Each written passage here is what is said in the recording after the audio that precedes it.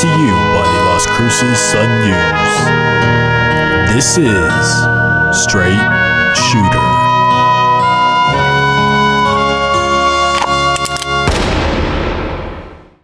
Happy holidays, everybody. This is Justin Martinez, aka Jade the Sports Dude, and if you are listening right now, let me just say thank you for tuning in to Straight Shooter, the podcast where I shoot from the hip and give you everything that you need to know about the New Mexico State men's basketball team. This is episode 8 of our season-long journey, so if you're a returning listener, then welcome back. I missed you, and if you're new to the program, well then welcome to the family. Where have you been all my life? Guys, we have a great episode in store for us this evening, so let's jump right into it. I'm coming to you from a place that I like to call the Saloon. So Barkeep, what do we have on tap for today? On tap today is a recap of the Mississippi State game, an interview with Shunn Buchanan, and a preview of the Northern New Mexico game. Alrighty, thank you, Barkeep. I have my lasso in hand, and it's time for our post-game roundup. Segment where I round up my thoughts on the most recent New Mexico State game. And in this case, the Aggies had a pair of games this past week. They earned a 65-40 home win over Arkansas Pine Bluff on Wednesday, followed by a 58-52 road win against Mississippi State on Sunday. Now, my first takeaway is from New Mexico State's game against Arkansas Pine Bluff,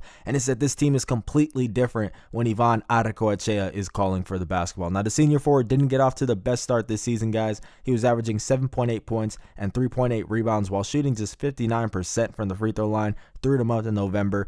All of those stats were a pretty noticeable decline from last season's stats. However, this guy's been turning it around as of late. He's getting into the Christmas spirit. In the month of December, the Spaniard is averaging 10.8 points and 6.5 boards. Now, he is still shooting 53.6% from the charity stripe, which is worth mentioning and something he definitely has to improve on.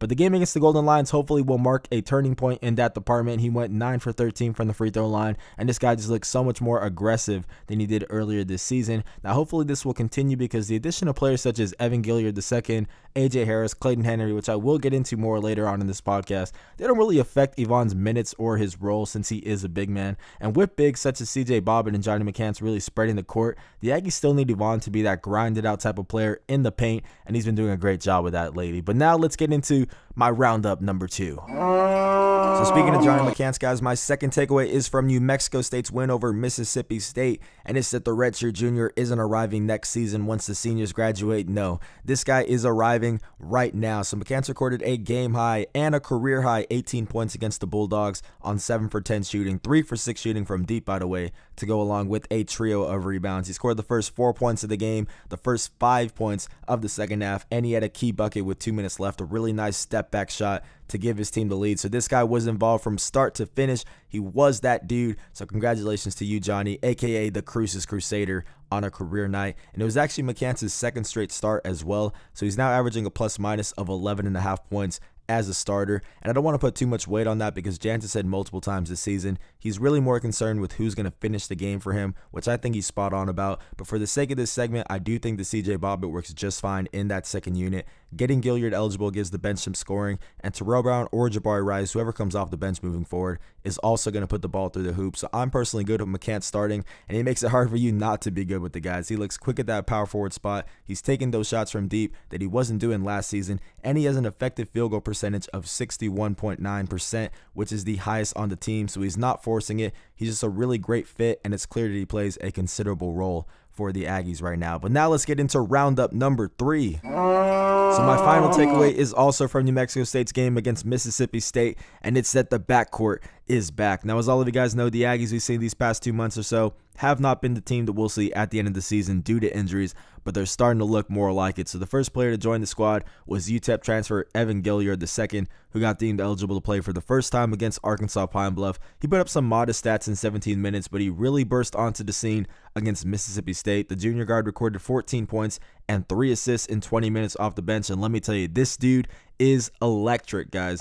He's so fast, he's so confident offensively in particular, and he brings a whole new dynamic to a backcourt where players such as Shunn Buchanan are more so focused on defense, and Sean Williams has been more of a spot-up shooter this year. Gilliard, however, can create for both himself and his teammates, and I think he's going to continue to thrive off the bench in a very similar role to what we've seen Jabari Rice have so far if Rice does continue to be the starter, then I think Gilliard is going to fit in really well at that 6-man spot. Now, the other player to join the squad this week was A.J. Harris, who's been out with a fractured finger. Now, Harris got cleared for contact drills on Thursday. He practiced for 2 days with the team, in and out, and decided that he was ready to go on Sunday against the Bulldogs. Now, he recorded 3 points and 2 assists on 1 for 6 shooting in 17 minutes. But honestly, I'm really not looking into those numbers at all because they're almost the same as Gilliard's stats against Arkansas Pine Bluff, and we saw what the dude did in the next game. The important takeaway is that Harris is back. He still had that speed to him, and he still was able to create for his teammates. The Aggies are now just missing Clayton Henry, who Jan said was 2 or 3 days, maybe a game behind AJ in the recovery process. Now, Jan said that last Monday, so it has been a little while, but either way, the team should be getting him back very soon, and this team is looking a lot more like the WAC title team that we have seen the past couple seasons. So that buzzer means that is all the time we have for Lasso Up, and now it is time for our second segment where we are back to player interviews, guys. Now, with all the talk around Evan Gilliard II's eligibility and A.J. Harris's return, it's easy to overlook who has been holding it down this season at the point guard spot, Mr. Shunn Buchanan. I got to talk to the senior that Jans claims is the biggest glue guy on the team about how he handled the bigger role at the start of the season and how much he enjoys being one of those gritty players that every squad needs. This interview was done after the Pine Bluff game, just to put it out there, guys. So it is before the Mississippi State game, but I still think it's a great listen. So let me stop talking, though. Barkeep, change the channel real quick. You got it, boss.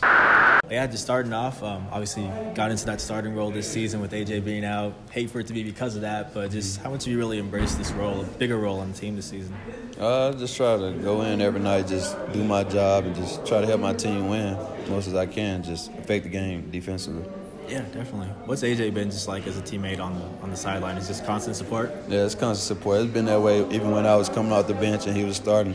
He would always support me and just always encourage me to be aggressive. And he's been good, just trying to help me out. Yeah. You guys have been playing together for a while now. Mm-hmm. Just what's the relationship like with you and him?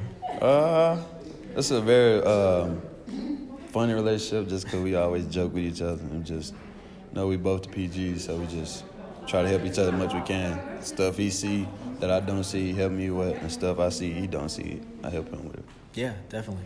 Kind of talked about it before, but it seems like when you think of the bucket getters on the team, traveling players like that, but I think you really have kind of an underappreciated role, just defensive guy, gritty guy. You kind of embrace that, being someone who's kind of focusing on more the defense. Yeah, ever since I got here, I kind of just embraced that role because I know defense wins games, and we got enough offensive players that I don't have to be an offensive player, so I just try to stick to my role and let them do the scoring.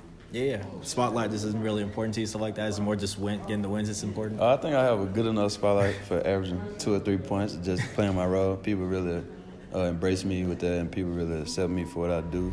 And the fans love it, so I just continue to do it. My coach loves it, so I do it. Yeah, for sure. You guys just got Evan back, and then a couple more guys hopefully coming back soon. Just can you talk about just where the confidence is at with the team?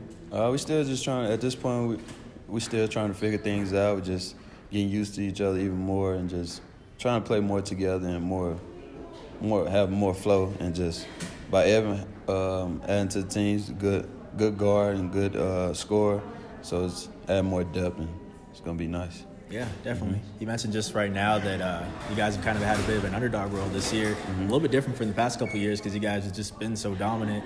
Is this kind of something you guys are really embracing and getting to appreciate, just kind of being a little bit overlooked? And it's kind of been that way anyway, even though we was expected to win the WAC all the time. We always kind of been underdogs just because of New Mexico State. So we just embrace that role and we try to call ourselves underdogs anyway, no matter what our record are. Yeah, definitely. And I like to end all of these podcasts with just a couple of nickname ideas. If you have some time, I'd just like to bounce a couple off your head, see what you think about that. My teammates call me Shizzy.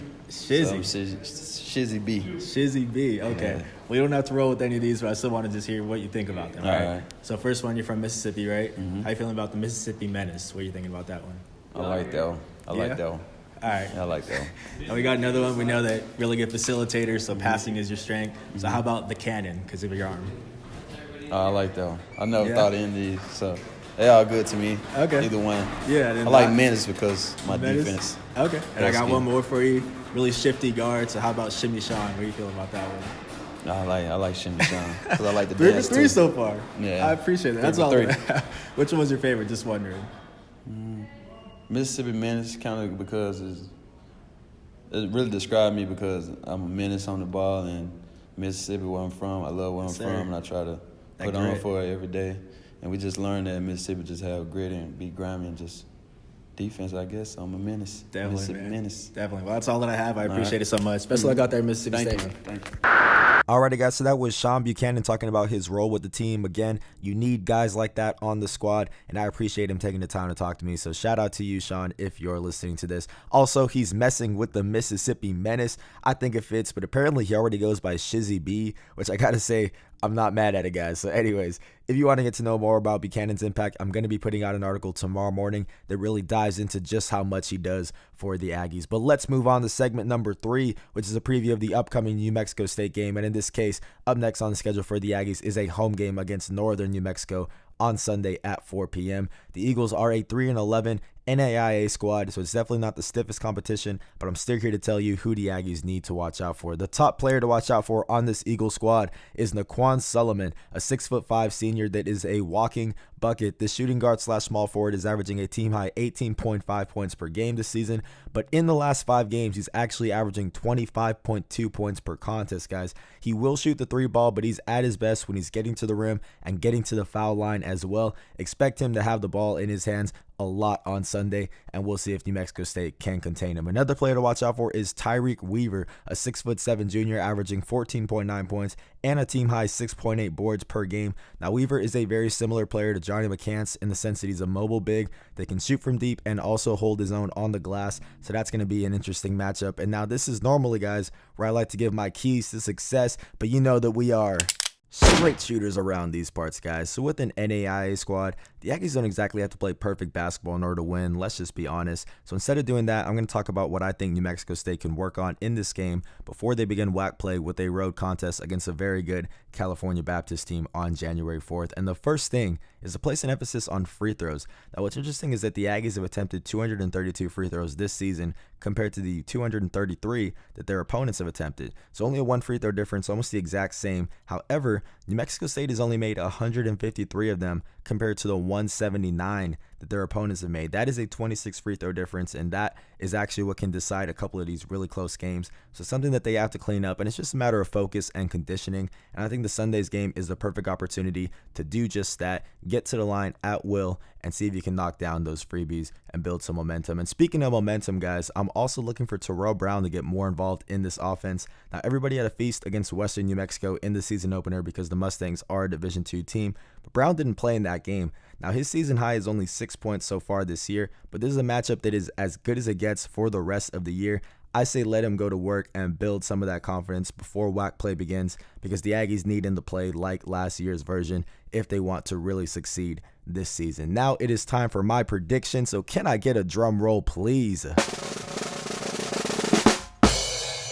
So for this one, guys, I'm going with New Mexico State at a score of 94-48. Again, this is not a knock on Northern New Mexico. No disrespect meant towards them, but they just don't have the firepower to keep up on the scoreboard with a Division I squad. I do still think this is a game that is important for the Aggies because it's a chance to test a couple things out, maybe even try some guys in different roles, etc. before WAC play begins, but that's about all that there is to it. Anyways, that is going to do it for episode 8 of Straight Shooter. If you enjoyed listening, please leave a like on YouTube or SoundCloud, a retweet on Twitter, all of that good stuff. Also, I apologize if my voice sounds a little bit hoarse. I unfortunately kicked off my Christmas vacation by getting sick. So again, I apologize for that. But anyways, guys, Merry Christmas, Happy Hanukkah, whatever you're celebrating. I hope you're having a great couple of days. This has been Justin Martinez, aka Jay the Sports Dude, and I'll see you all next Monday.